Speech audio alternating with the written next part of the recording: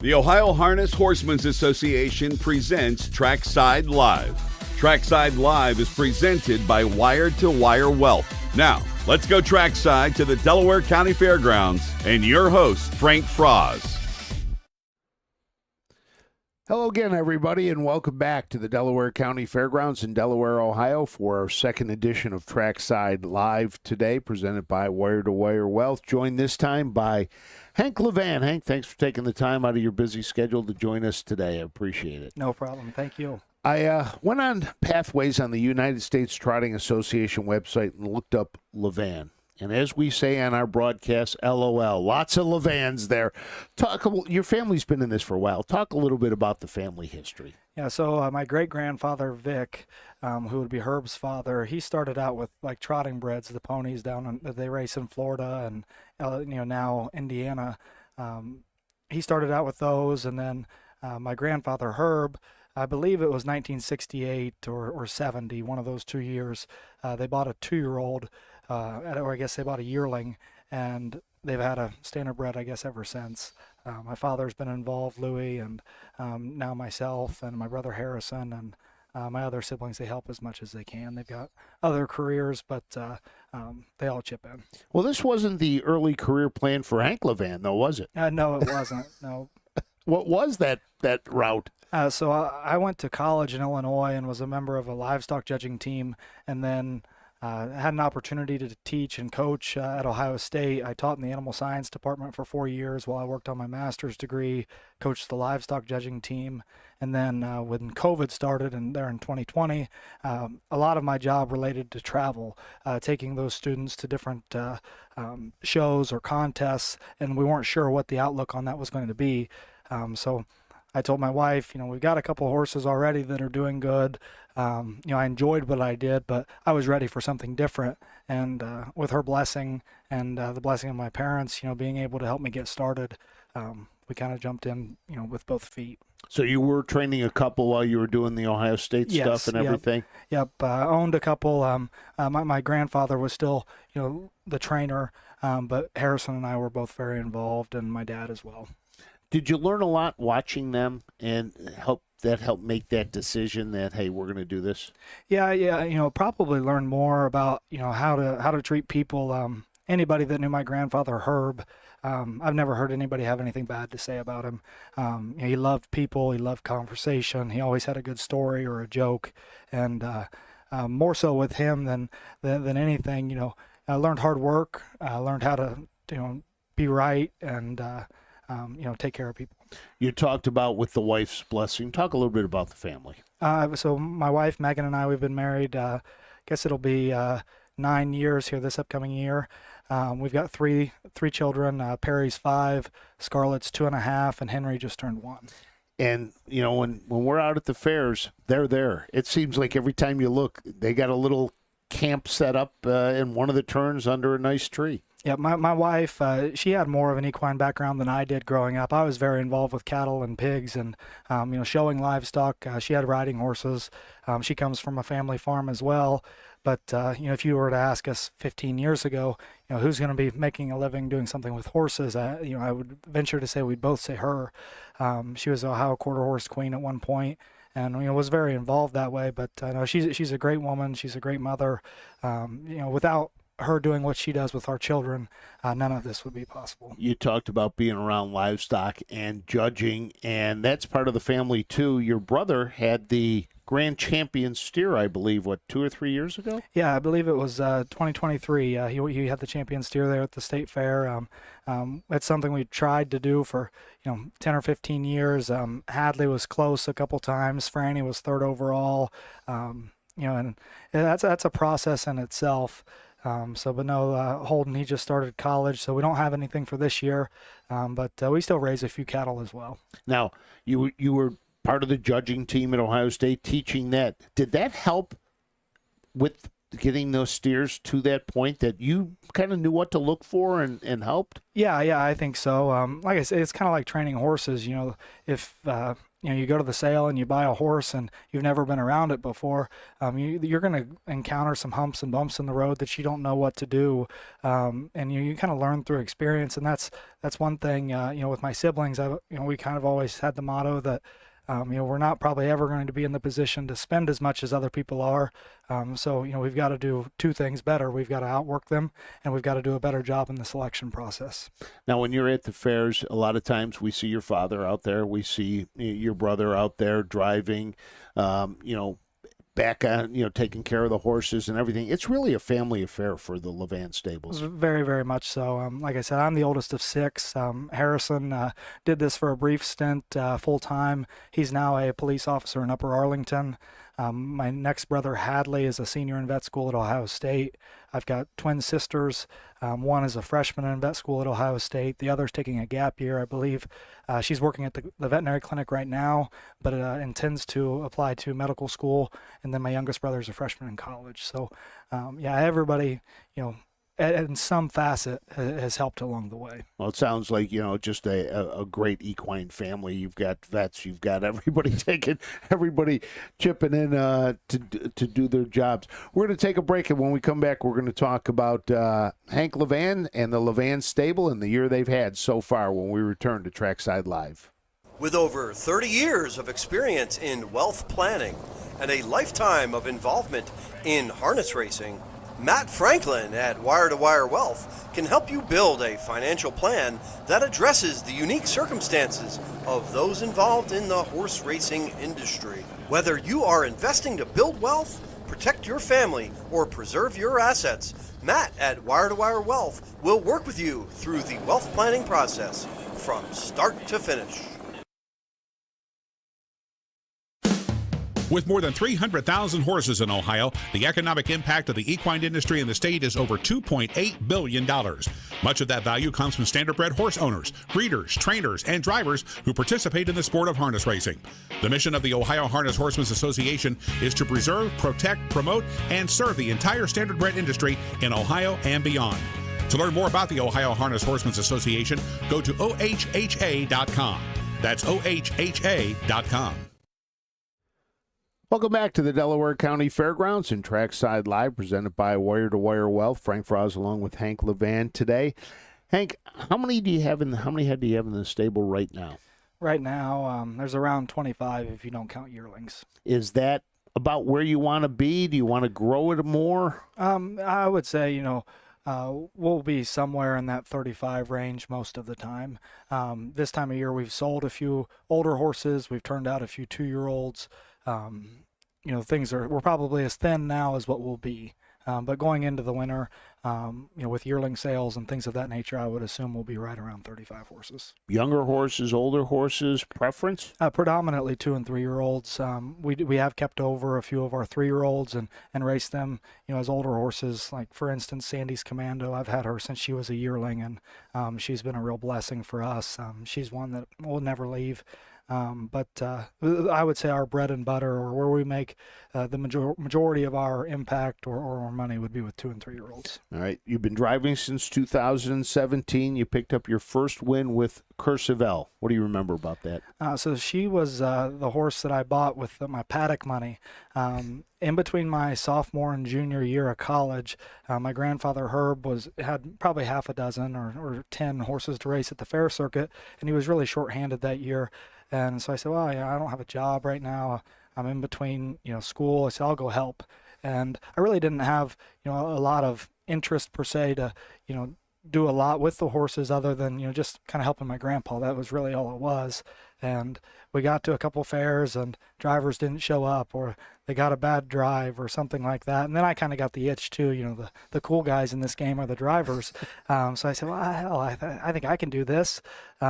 So that fall, my dad and I, we purchased her together, named her after, the emblem on our silks. And I do remember I got called in after she won. I think she'd been pacing like 54 or 55, and she got over the half at like 106 or something at Oak Harbor. And Paul Combs great guy and a great judge. He said, just want to, give you a little warning. He said, if you get over the half that slow, he said, they might find you somewhere, if you can go faster. I said, okay, So I was just glad it wasn't whipping or something like that. So. You talk about the cursive L.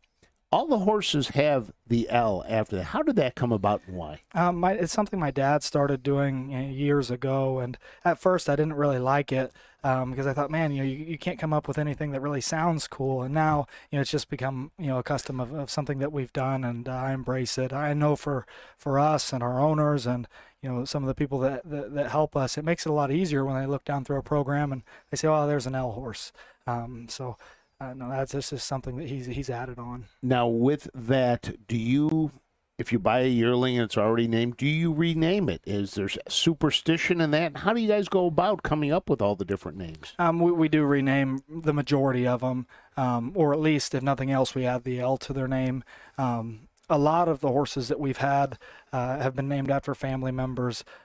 My twin sisters, they've had like 3 horses named after them apiece because the first 2 weren't any good, and then the second 2 weren't any good. So Dad, he just kept giving them chances. But no, all of them, like my 3 children, Hang Tight Honey would be named after my daughter Scarlett. We call her Honey. Fired Up Henry L is named after my youngest son. And then we had a horse named Perry Dell L, which is my oldest boy's name. So, like I said, we just name them either after family or maybe after an owner or a family friend. Oh, that's great that you can do that, and it gives you something to look for in that. Now, since you started, you've won over 400 races. This is your best year statistically. You're closing in on 100 wins. What's been the key? I think just getting out of bed and going to work. That's what my wife and I, we really don't talk about the work aspect because I really don't look at it as work. I just kind of look at it as a way of life. And I heard her tell somebody the other day, I don't ever see Hank like dread going to the barn, and whether it's rainy or cold or whatever. And I wake up in the morning, I make my wife and I coffee, I get my daughter an orange juice, and if the boys are up, I'll see them and then head out to the barn. And if they're not up yet, I may, put feed in or something and stop back up and see them for a minute because we're very blessed. We live right there at the farm. It's within walking distance. And, with my wife being able to stay home and take care of our children while they're young, that's been really probably the key to everything. She down in the barn too? Come down during the day with the kids? Yeah, she comes down during the day. I don't expect her to do any work. Number one, I don't think I could ever be her boss. And number two, when you've got 3 of them under 5, it's kind of like herding cats at times. They're good kids, and they do listen fairly well, but you still got to look out for them. Do they like the horses? They do. They love them. Scarlett and Perry will help me jog Sandy every once in a while. But Henry, I think he's only jogged maybe one lap so far. Well, that's good. So, you drive at the fairs, you drive at the pari-mutuel tracks. What do you like better? Anywhere I can win. I'm not a sore loser, but Monday, or I guess Sunday here, man, we did not have a very good day, and I was a little down in the dumps. I said, we gotta, kind of get our stuff together and make the most of this week. And yesterday we started off well, and things were looking better. So, trotters or pacers? For me, probably trotters. Do you like training them better, driving them, or both? I just probably all of it, really. I think the pacers are kind of a dime a dozen, at least from a training and an ownership standpoint. You think you have one that's really nice, and somebody else has got one that's 3 seconds faster. The trotters, I think. They open up a lot of opportunity. As long as you're patient, you can make money, you can develop a nice horse, you can teach them how to race, and keep things headed in the right direction. Now, you drive most of your own. Every now and then you'll have somebody else take a drive for you, and we'll talk about that coming up here in just a second. But how does that help you as a trainer, being behind your own horses and seeing things? I would say 90% of the time it's a good thing because I kind of know what the horses are capable of. I know some of their tendencies. Maybe if one likes to, look at things or runs in a turn or something of that nature. But then, I guess the negative would be, if I say, man, this horse hasn't had a very good week or man, she wasn't very good last week. You put somebody else up and they don't know those things. You say, hey, just race them. So they don't have any preconceived notion in the back of their mind. But I enjoy both the training and driving aspect of things. Now, yesterday you got a win, but you weren't in the bike for it. Sam Widger was driving, hit like crazy. What's it like seeing somebody else win with your horses? Oh, I was kind of looking around the horses in front of me. I ended up 5th in there, and I was just watching. I said, "Come on, Sammy!" I said, "Get this thing going." And he's a really nice horse. Sammy's drove him twice for me when I've had another horse in the race, and he's won both times with him. So kudos to him. He's a big horse too. He came back. That horse was huge. Yeah, he's an impressive animal to look at for sure. Now, 2025 has been your best year driving and training. More wins. What has been the difference this year that you had on the training side and the driving side that you've got more wins? Is it better stock? I think that's a big portion of it. Better horses. Things have just worked out better. Really, I don't think we have a lot more starts than what we have in years past. But the horses that we've been racing have been able to compete either at a higher level or been more consistent. What do you look for when you're at a sale? I look for quality probably more so than anything. Size and things like that don't bother me a lot. I don't want them tiny, but I don't want a great big horse either. But just an animal that's got a look of quality, and that's something that probably has helped me with my past with the livestock judging. I can look through 15 or 20 yearlings in under 15 minutes. They pull them out, and about 30 seconds is all I really need. I'll go back through and look at the ones I really like, but as far as that initial glance of does this animal have quality, that's where I think you've got to start. Do you dive deep into that sales catalog to look pedigrees 2-3 back sometimes? I like to see a strong maternal line. I like to see horses that have been consistent, but to say do I know the 4th dam or the 3rd dam or everything that was accomplished by any of the horses that we have? No. I do think pedigree is important. I think that's one thing that you can't change in an animal. But I look mainly at the individual, and then I want to see a pedigree that's been productive. But as far as to know, what crosses well or this or that, that's not really my cup of tea or expertise per se. Who's the star of the LeVan stable right now out of your barn? I would say Sandy has always been, she's been so good to us. We were talking about this the other day. We've been blessed with a few really nice trotting fillies or pacing mares, over the years. And, Sandy for us, didn't make her money in a conventional manner. As a 2-year-old, she only had a few starts. I think she made less than $10,000. At 3, she made $75,000. At 4, she made $100. At 5, she made $125, and I think she's about $75,000 now. So, she's taking care of us when things get tough. When you're not racing as many horses like in the fall and the spring.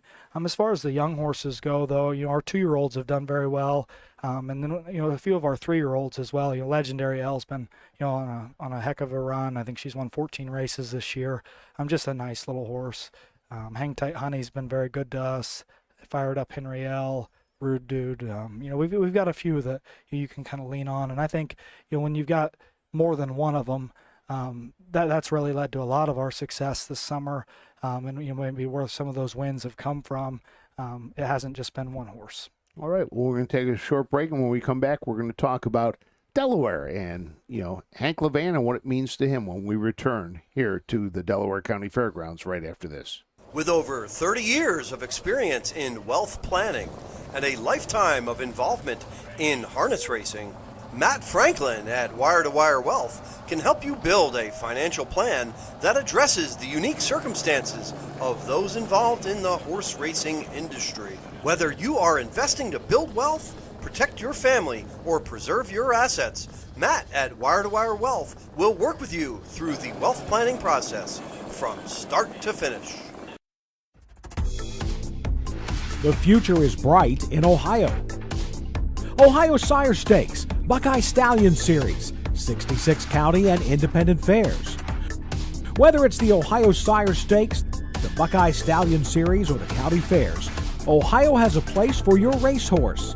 This year, Ohio breds are racing for nearly $23 million in stakes purses. Be part of the winning.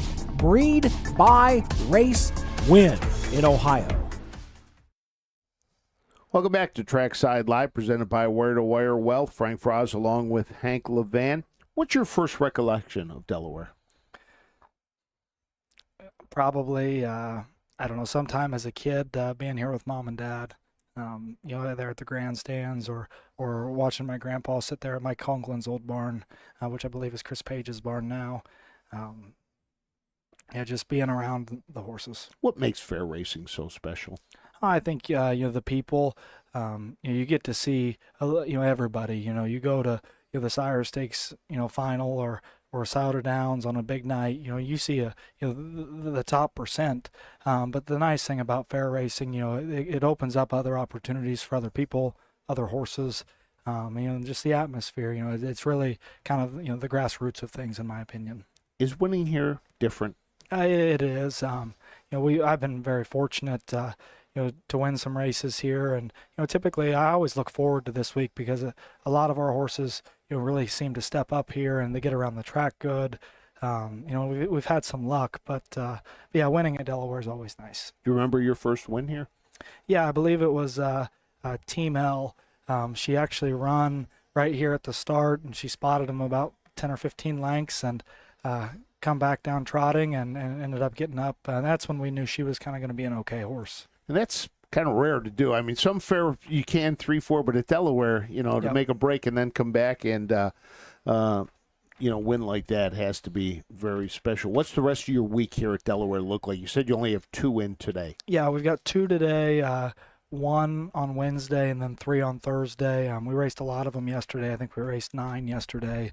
Had 5 in on Sunday. Well, no, I couldn't believe you had 9 yesterday. I don't remember seeing 9 in the program. But what is a day like that for you and your help? I mean, that's got to be when you're done.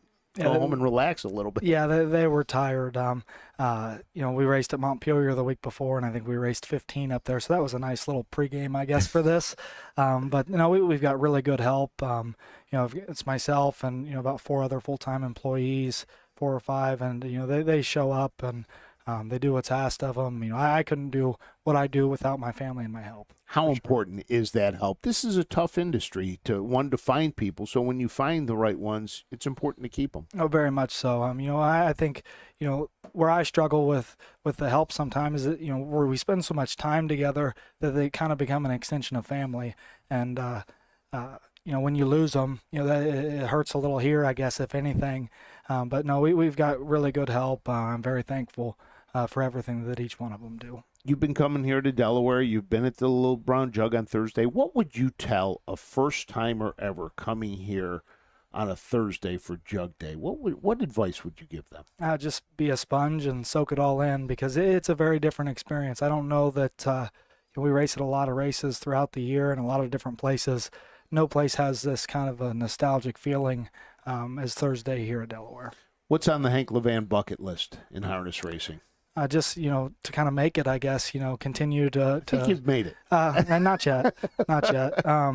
That's one thing, progression to me is everything, and, being able to continue to do better, and, our stable's grown each year. We've won a few more races each year, and, just, trying to continue to push forwards. How big of a stable do you want? I don't know that I know a number. I just want to have quality horses, and I know it's not 4 or 5. I don't think I need 100. But if we can continue to do the right things and have some luck, I look for things to continue to grow. You've had some great owners that have been very supportive of you and the stable. Yep. We're very blessed that way. I hear other people talk, this guy's kind of a pain or this or that, and really we've been so fortunate. And we try to do things so that the owners can be involved, and so that everybody can make money as well. Because unfortunately, not every horse that races makes money, and some people are in it for the experience, others to try to make a dollar, and we want everybody to be successful and be able to afford to enjoy it. Well, especially if you're dealing with the 2 and the 3-year-olds, especially the 2-year-olds, you buy a yearling. You really don't know what you've got until you get it home, and the chance of some making it to the track, they don't. Yeah, you're exactly right. That's one thing my grandfather, he never spent a lot of money on horses, but he got a lot of them to the races, and that's something I've tried to emulate. We've spent more money the last couple of years, but I would say, like, if you look at the majority of our stable, they were well below the sale average, and I try to find value, I guess, if anything. Is that what you look for when you go to the sale? Are you looking for that value one? You see when you go, like, for example, this past week at the Jug Fair, we had 2 go for over $200,000. Did you look at those and go, those are going too high, I'm not even going to bother with them? Or Yeah, no, I try to look at it, really honestly, I try to look at every horse in the sale because, one thing my dad told me when we first got started, he said, don't go just pick out 5 or 10 that you like or 20 of them. And, by all means, don't be walking around looking at horses during the sale, because about the time you're looking at a horse that you won't be able to afford, one that you could afford went through the ring and had some value. So, no, it's kind of a, I'll have certain ones marked that I'm willing to go more money. But I do somewhat of a scale, and I try to find value. If there's something that comes through that's in an affordable price range, I say, can I make this work, or can I live with the problems or issues that this horse may have, and what does that look like a year from now, 2 years from now, 3 years from now? I told the help on Thursday night, I said, I hope I get a good night's sleep tonight. And they said, well, why is that? I said, well, you don't realize the lasting impact one good day or bad day at a sale can have. It could be, it could affect you for years, really. So no, I try to find value if there's value to be found. Well, it looks like you found some great value with some of the horses you have in your stable this year. I want to thank you for taking the time. I know it's a busy week for everybody. Thank you. Thank your staff for allowing you to get away for a little bit to come on over here to Trackside Live. That'll do it for Trackside Live today. We will have countdown to post time about 12:45 today. It's a light day today at the Delaware County Fairgrounds. We only got 15 races today, everybody, so make sure you join us. And I want to thank Hank LeVan and thank Matt Clark for everything. We'll see you back here at 12:45 for day 3 of our 5 days at Delaware. Goodbye, everybody. This has been Trackside Live. Trackside Live is presented by Wire to Wire Wealth. Trackside Live is a presentation of the Ohio Harness Horsemen's Association.